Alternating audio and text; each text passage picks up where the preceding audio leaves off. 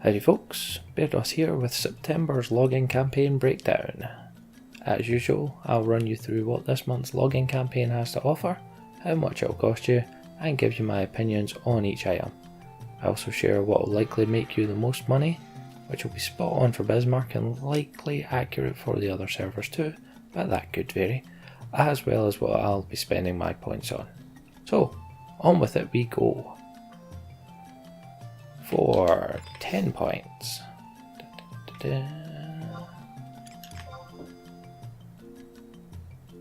It's the usual host of Beastmans and Kindred Seals, and Kindreds, High Kindreds and Sacred Kindreds quests, necessary for battlefield entry and some for level cap quests, but not a whole lot aside from that.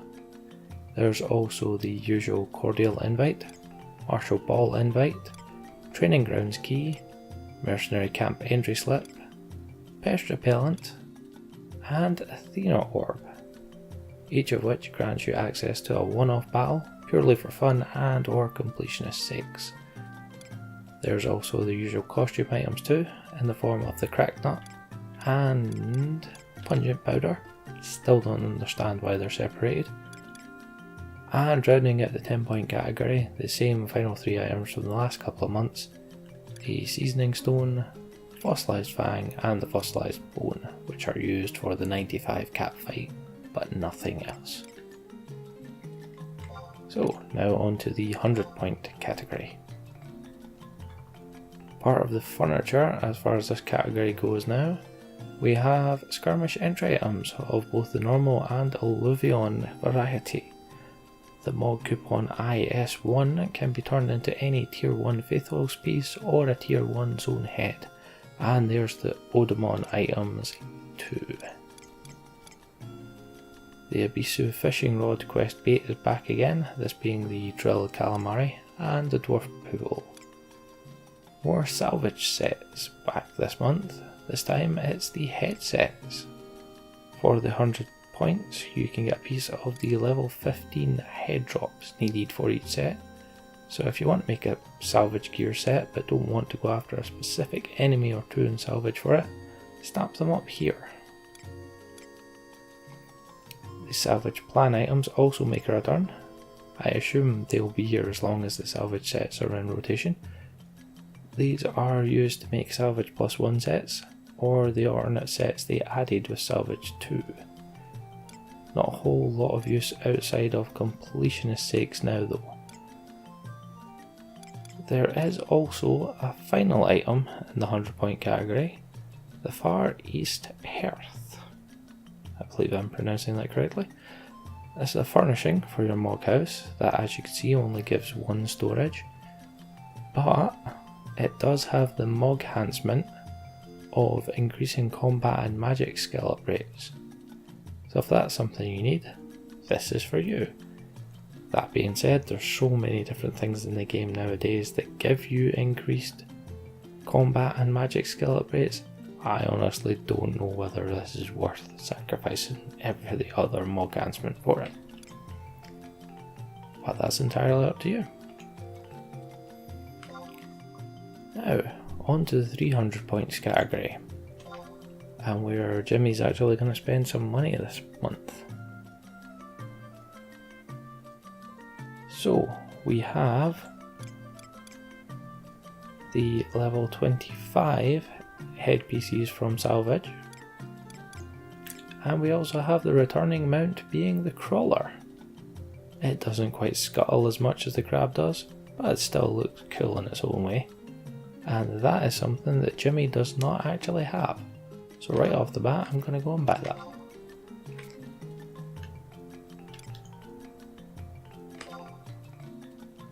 And that's it for 300 points. The 500 point item is back to being a single item. This month is a soul mount, and it's a new one. It's the Hippogriff mount.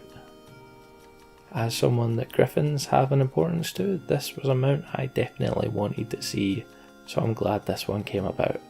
A definite for any collector, and something Jimmy already has. Right, on to the 750 points now. This month it's the turn of the Orchestrion again. We have the 3 items needed to make that: the Melodious Plans, the Timber Case Kit, and the Musicianry Kit. These 3 items can be synergised together at 0 skill, so easy to make once you've dropped your 2250 points. These 3 items can be sent across same account characters, so you can spread the cost if you have multiple characters on one Play Online account. Apologies for any confusion last month, but for some reason the Galley Kitchen does not follow the same format, as pointed out by Hayden Hebert. I hope I've pronounced that correctly. I've double checked the Orchestrion items though, and these can definitely still be sent across the same account.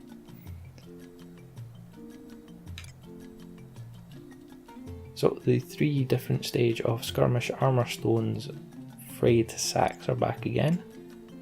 The Frayed Sack A1 turns into 12 Verdigris Stone +1s. The M1 into 12 Ghastly Stone +1s. And the H1 into 12 Wailing Stone +1s.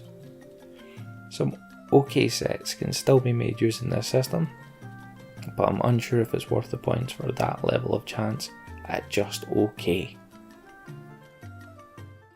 The Moat Carp Grail stays in this category for some reason.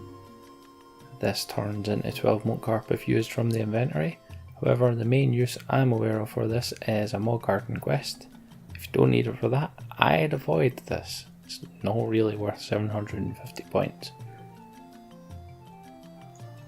And there's also the usual 3 pop items: the Beastly Shank, the Honey Wine, and the Blue Pondweed pop items are available.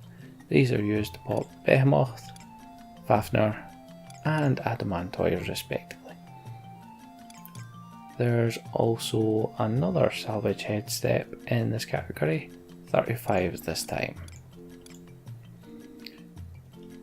And the final item in the 750 points category is an addition that sometimes pops up: Fisherman's Feast.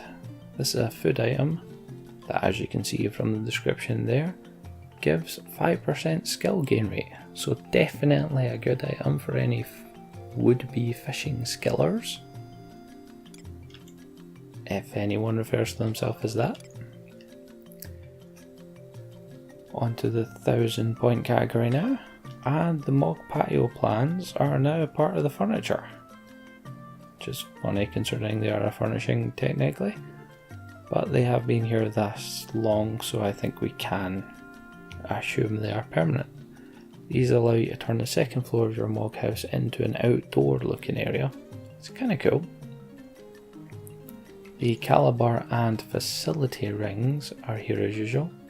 These are 3 use XP and capacity boost rings. 3 uses, then they're done. There's more frayed sacks in this section, but these are for putting augments on the Eshin armor sets. Bit more useful. And our Resident 2 waste picks return as always. The Esh Elixir +1 and the Refractive Crystals. Just no. More salvage gear here. Now onto the level 45 head pieces. Some of these are actually pretty decent, like that. Triple attack at 45. Nice. Rounding out this category is the Pink Clematis flower furnishing. It doesn't seem to do anything from what BGWiki or ElevenAH.com can advise me, but if it's the one I recall, it does look kinda cool. So it's got that going for it, but again, just storage 1.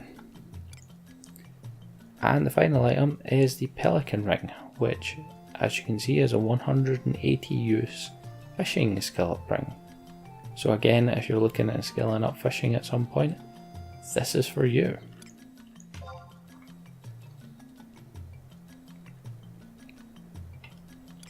And the 1500 points. We finish with the same final category as the last 2 months. All you can get is H&M Pops. Chances are, Savoury Shanks for King Behemoth are still selling well on your server, so this might be an okay pick up money wise. Sweet Tea for Nidog, less likely. Red Pondweed for Aspidochelon, even less likely. So, on to my recommendations. As always, if you need any of the items from the campaign, that's your best choice for what to grab, as there's nothing that necessitates stocking up or getting overall else. If you don't need anything, and money is your wish, it comes down to the low tier skirmish pops. Nothing else will likely sell all that well, and considering there's a skirmish campaign starting on the 10th of October, these should start selling well again. If they've stopped with doing so on your server, I can't imagine they would have. One thing to keep in mind though is that if you do plan on leveling fishing at any point, I'd suggest grabbing the Pelican Ring, as well as some Fisherman's Feast.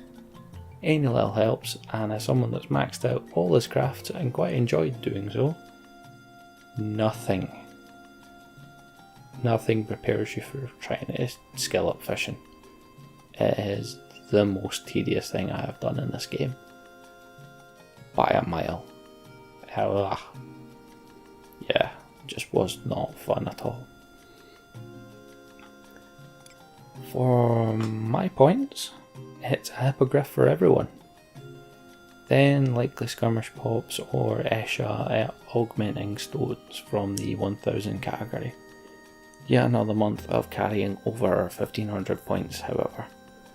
I don't actually think I've not done that any month really. Jimmy Bonsai will be all about those skirmish pops though, since he'll be milking this campaign and his obsidian fragments dry. So that's it for another month. Breakdown complete. Hope it helped you out. If it did, don't forget to click that like button. Subscribe for more Final Fantasy XI content. I do these breakdowns every month, as well as the Let's Play series with my Jimmy Bonsai character every Wednesday and Saturday. Apologies for this going up so late into the login campaign's life cycle. October shall be much earlier. Anywho, thanks for watching. Take it easy. Adios.